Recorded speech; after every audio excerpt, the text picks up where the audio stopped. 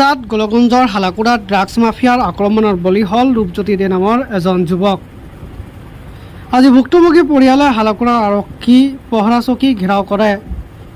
হালাকুৰা বজাৰৰ পৰা ৰূপজ্যোতি দে নামৰ যুৱকজনে দোকান বন্ধ কৰি ঘৰ আহি থাকোঁতে ঘৰৰ সন্মুখত এজন ড্ৰাগছ আসক্ত যুৱকক দেখা পাই ঘৰৰ সন্মুখৰ পৰা আঁতৰ হ'বলৈ কয়।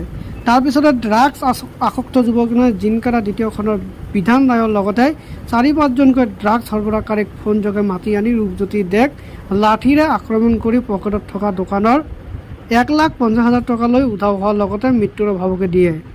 ঘটনা সম্পৰ্কে হালাকুৰা পহৰা চকীত এজাহাত দাখিল কৰে যদিও আৰক্ষীৰ ভূমিকাত সন্দেহ জাগিছে ভুক্তভোগী পৰিয়ালত। কালকে তার মানে মেলাবাড়ি থেকে যাইতেছিল বাজার করে। আমার ভাগ্নেটার বাজার করা মানে দোকান আছে, বাজার করে যাইতে ওর বাড়ির সামনে গাড়ি একটা দাঁড়া হয়ে আসছিল। ওই গাড়ির সামনে ওটা কয়েকজন লোক ৩-৪ জন মানে গবেষণা আরম্ভ করছে। ড্রাগস বিধান রায়, হ্যাঁ। তার আমার ভাগ্নেটা যায় কওয়াতে ওর সাথে মানে ও কয়া খালি পেচ্ছাপ করার জন্য পিছন ঘুরছে, এমন টাইমে সেই মারছে বিধান পাপনকে সেই মারছে মানে কি একদম মাথাটাই ফাটাইয়া দিত যদি ও হাতটা দিয়ে আটক না করতো। কেন মারলো? ওই যে কইছে যে তোরা এখানে আড্ডা মারতেছিস কেন, তোরা ড্রাগসের এখানে আরম্ভ করছিস কেন লেনদেন আমাদের বাড়ির সামনে, হ্যাঁ তোদের জন্য বাইরে আমাদের এমন অসুবিধা হয়েছে মহিলাদের যে রাত্রি ৮টার পরে মহিলারা রাস্তা দিয়ে বাড়িতে যাইতে পাবে না, মানে এরকম আড্ডা। আর যখন তখন গাড়ি ওই জিনকাটায় ঢোকে, হ্যাঁ। এই কথাগুলো কওয়াতে ওকে এমন মারছে আর পাপন কোনো করতে পারেনি। আমাদের বাড়ি ওদের বাড়ির থেকে অনেকটু দূর।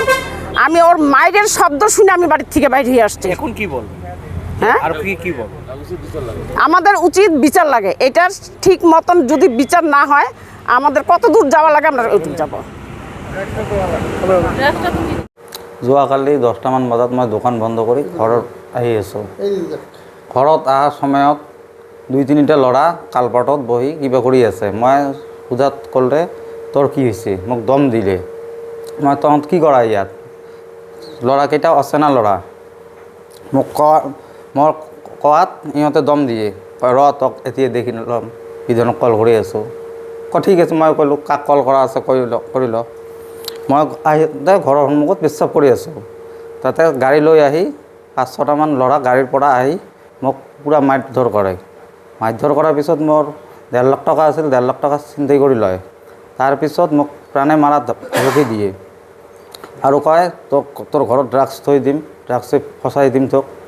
তাৰপিছত মই ৰাতি থানালৈ গৈছিলোঁ। থানাৰ পৰা একো ষ্টেটমেণ্ট এতিয়ালৈকে লোৱা নাই। কেছ দিছে? অঁ, মই কেছ দিছোঁ। ঠাইখিনিৰ নাম কি? জিনকাটা দ্বিতীয় খণ্ড। 1.5 লাখ টকাটো কিহৰ আছিল? মোৰ দোকানৰ কেছ। টকা লৈ উধাও হৈছে? অঁ, প্ৰাণে মৰা ভাবুকি দিছে। কোনে দিল তোমাক? পিটিলে কোনে? বিধান নামৰ ল'ৰাজনে আমাৰ জিনকাটাৰে ড্ৰাগছৰ বিজনেছ কৰে। ড্ৰাগছৰ বিজনেছ কৰে। অঁ, ইয়াৰ আগত জেলত গৈছিলে। অঁ, জেলৰ পৰা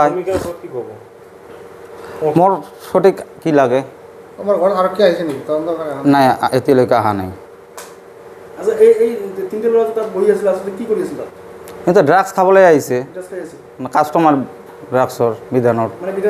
মই কোৱাতে মানে কাষ্টমাৰ বেয়া হৈছে তাৰ, এনেকুৱা মানে। আৰক্ষী এতিয়া তদন্ত আৰম্ভ কৰা নাই? নাই আৰম্ভ কৰা নাই এতিয়ালৈকে।